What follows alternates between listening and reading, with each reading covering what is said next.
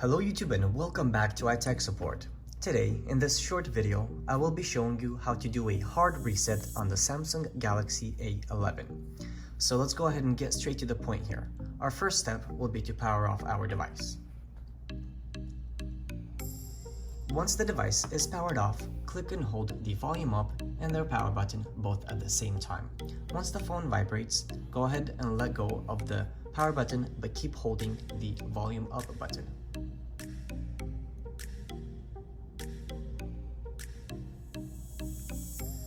Now that will bring us to this screen. We will be using the volume down to navigate down to the wipe data/factory reset and click the power button to select that. Now once again, volume down to highlight factory data reset and power button to select it. Once this is all complete, we will reboot the device and all of the information will be gone.